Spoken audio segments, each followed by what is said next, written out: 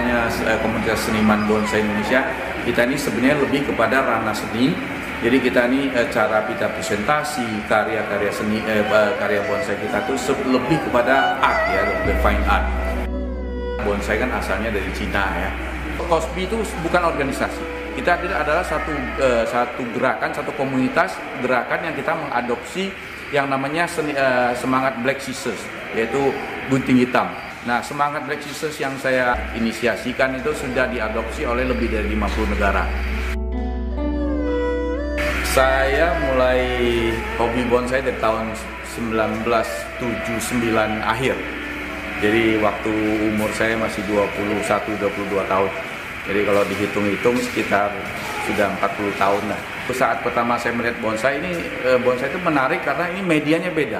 Kalau bonsai ini kan medianya media tanaman hidup dan merupakan satu hobi yang multidisiplin.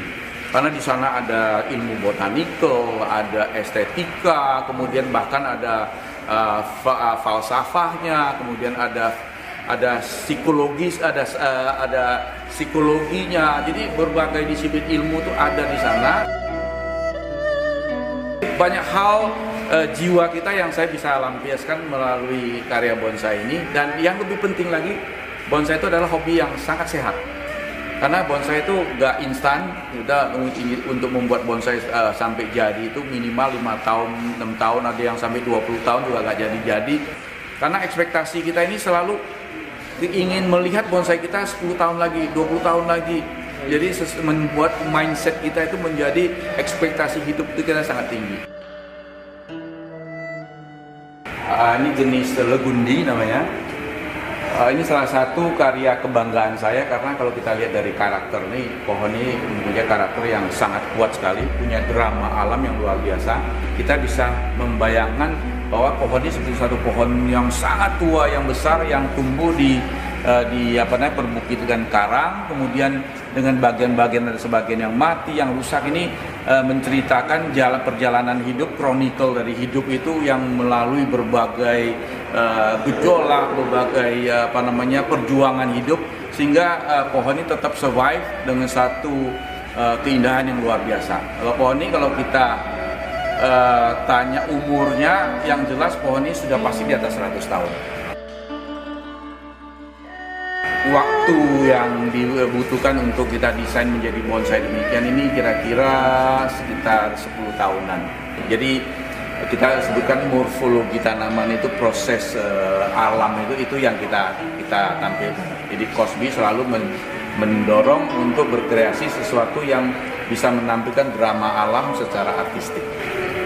Kalau harga itu relatif ya, kalau bonsai ini memang nggak ada satu patokan harga umumnya, oh ini harus dari umurnya, atau dari bentuk, atau dari ukuran, atau dari berat, nggak ada. Jadi harga bonsai itu ya tergantung si penjual sama si pembeli. Kalau yang si pembelinya kepingin sekali, kemudian yang jual tuh dia ini sekali, ya harganya bisa mahal. Tapi yang ya sebagai gambaran ya, kalau pohon-pohon seperti ini yang jelas sudah pasti ratusan juta. Jadi, tapi nggak heran kalau ada bonsai-bonsai yang sudah miliaran, itu banyak sekali. Lohansung atau Porocapus. Ini asalnya saya bawa dari Cina kira-kira 20 tahun yang lalu. Nah, kalau pohon ini jelas umurnya sudah pasti di atas 200 tahun. Karena Lohansung itu jenis tanaman yang pertumbuhan sangat lambat ya dalam hal pembesaran batang. Kemudian di tangan saya sendiri sudah lebih dari 20 tahun. Kalau untuk umurnya sendiri sudah lebih dari 200 tahun. Ini adalah mustang. Oh, ini sudah menyatu dengan batu. Lihat batangnya itu menyatu batu, dan ini suasana persis seperti pohon yang sangat besar yang tumbuh di tebing atau di bukit bebatuan ini. Juga pohon ini sudah pasti ratusan tahun. Jenis Indonesia juga kita kaya sekali dengan spesies-spesies yang bagus untuk bonsai. Salah satunya seperti soka. Soka ini termasuk spesies Indonesia yang di luar negeri kalau mereka lihat soka dalam bentuk bonsai dalam ukuran begini, mereka itu terkagum-kagum karena soka ini adalah tanaman yang pertumbuhannya itu sangat-sangat lambat. Kalau kita lihat ini sebenarnya itu juga sudah pasti di atas 100 tahun.